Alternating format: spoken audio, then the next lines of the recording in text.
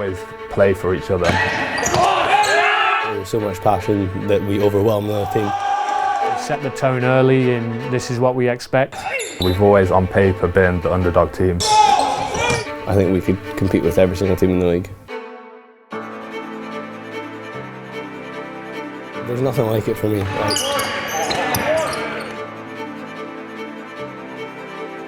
We're there for a reason, and we're there to prepare for the year. And then it's just about delivering.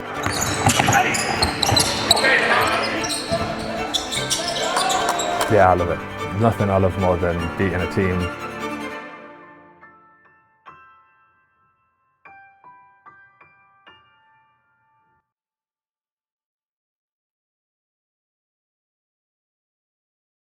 For me, to be a leader, it's about influence. I'm Mark Jarram, I'm the men's basketball head coach here at Loughborough and the assistant coach for the Leicester Riders. Leadership to me is influence, nothing more, nothing less. First of all, I have to lead myself really well. I have to model the standards and behaviours that we want and need as a programme.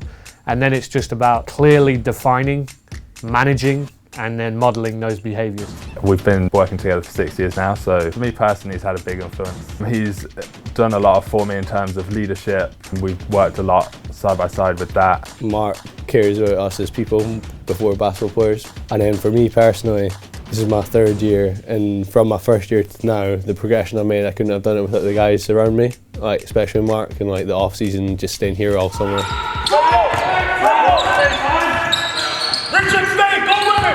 Hi, I'm Kyle Jimenez. I'm a student athlete for Loughborough Student Riders. And Kyle, just a really experienced player who's really grown, and he changed his role this year and really excelled in that role. This year the offense pretty much ran through Kyle. If he wasn't on the court, we weren't really making very many plays. Obviously that's great for us, but then also on the flip side it meant that when he was off the court we struggled and played a lot of minutes and was tired a lot of the time. So basically as I'm saying, Kyle needs to get fitter.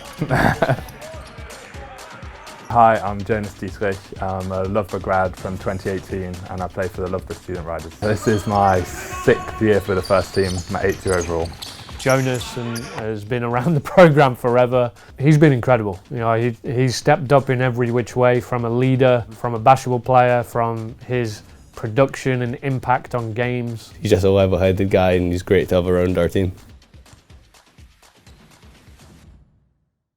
From this evening, I must give the British people a very simple instruction. You must stay at home. Because the critical thing we must do to stop the disease spreading between households. We will probably see little to no Bucks activity in relation to fixtures. However, in the second semester and third semester, there are going to be some potential fixtures and leagues that may go ahead. However, this is fully dependent on the COVID situation.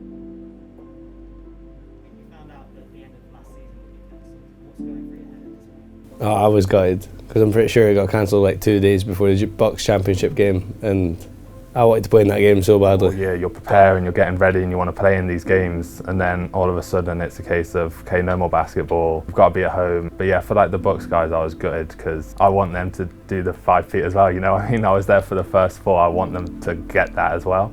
So yeah, it was really disappointing. We didn't really know what was going on. Everybody's making it up as we go along. We're all experiencing and navigating something that we've never done before. So in that moment, it was about providing some sort of connection between the team, talking through WhatsApp, doing Zoom calls. We had team meetings, we had team quizzes, just making sure we still had that interaction. We had a basketball hoop in the back garden, so I kind of could shoot a little bit, but it's not quite the same thing. It's always a worry, I think, with the lockdown we've had this year. There's so many obstacles along the way, and then you have to kind of come back from that. But yeah, most of the team were heartbroken. It was tough. Can you talk us through that moment where you might have got the news that the season was coming? It was amazing. Because it's always uncertain. So I spent a lot of the summer kind of working out outdoors, doing what I can, just hoping that we'd eventually get to the point where we can go back indoors, we can start training. Most people jump to worst case scenario, and I think I definitely done that. So when the season did get announced as going ahead, I think I was running about the streets, just jumping about, laughing. It was great. Like it was a privilege really, because like you said, it was because we were elite sport that we could train. So there's a lot of teams that weren't able to do what we were able to do. So we were happy to be back. We've got a house where like majority of the team lives together. Don't get me wrong, it can be annoying at times, but I think as a whole, it brings us together as a group. As challenging as some of the things through COVID have been, it has provided, we've had to pivot and adjust and do things differently. There's definitely been lessons and learnings and teachings through that. And it's a great feeling that when people write you off and you're just like, no, you know what, let's do it.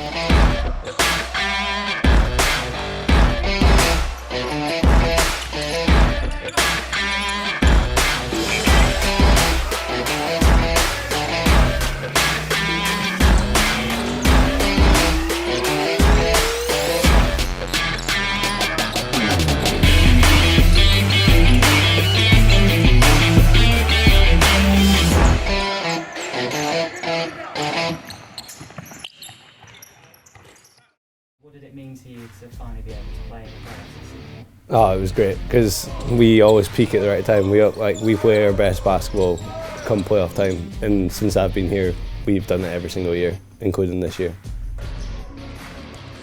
Yeah, the playoffs is what it's all about. That's the most meaningful games of any season. Every team wants to be playing in the playoffs, and for us, we put our best performances in of the year during that time. And I told the guys, I'm not going down there to participate in this game. I'm going there to win. So we knew they were going to be fast-paced. We played them once before, and they would run in. Like after the first quarter, when we played them last time, I was tired. I was like, they're just going up and down, up and down. So we knew that's what they were going to do. And then also the key personnel, we had to key in on them. But we felt like it was a favourable matchup for us. Like we definitely went in thinking we could win the game. But to have the opportunity to have a season, to be playing in the playoffs, we said all year long, let's make sure that we are at our best come April, where those meaningful games are taking place. And then our performance was fantastic. We're going up against first round of the playoffs against Reading Rockets.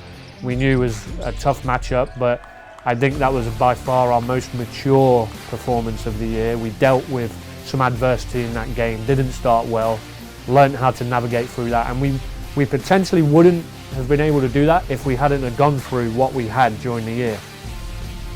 Normally when we execute our game plans, we normally come out and win games. So I feel like we've done that pretty well after the first 5 minutes when we went down big. But after that, I think we locked in. We were chasing their guards around everything, but I was looking forward to that matchup against Reading. The fact we managed to turn it around and get the win is great. I mean, playoff time is when you want to perform. So every time you manage to get a win and you advance to the next round, that's what you want to be doing. So it was great. Yeah, the Solent game we knew was going to be a tough one. The league champions have a tremendous year, great roster, and the thing about them is they can hurt you in different ways, and they do a really good job of punishing you for every error that you make. So the game plan was limit the errors. First half, we did it. We were tied at half-time, game plan was going great. And then the start of the third quarter, they were able to get a couple breakaway points, a couple transition scores, and a couple threes that really built their momentum and got them going. And then from there, after their run, it was back and forth, and they just kind of kept it at that kind of 10-point advantage, and we weren't quite able to break through and reduce that lead. With Coach Mark, we kind of went through a game plan of what we wanted to do, and we were going to throw something completely different at them. We always knew we could compete with them, it was just whether we could be consistent with it, and unfortunately those 3 minutes kind of let us down. If you could describe the season in just one sentence, how would you describe it? In one sentence, the season was challenging, tough, but also super rewarding. One emotion to sum up the season: gratitude. So usually at the end of the season, we'd have an awards evening, so we'd go for a meal. We'd give out awards, and everyone's kind of together, having a good time and just celebrating the whole year and what everyone's achieved together. Well, we do at first. That's the plan. How do you think the season went?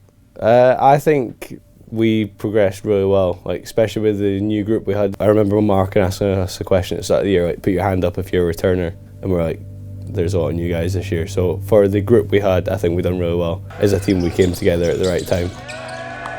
Well, I mean, it's definitely a stepping stone, especially with how young the team was. But we always play for each other. Like, it's always next man up, and everyone's there supporting each other, and that really shows when we play. We talk a lot about life after Loughborough, and during their years that they're here, how are we setting them up for success in their careers. The ball will stop bouncing for them all at some point. They might not become a pro at basketball, but they're going to become a pro at something. For me, as a leader, it's about preparing them for that. Whilst they are here, we're competing and we're trying to win the next game in front of us, and just the behaviours it takes to be successful in whatever it is. I see it as a great opportunity and responsibility.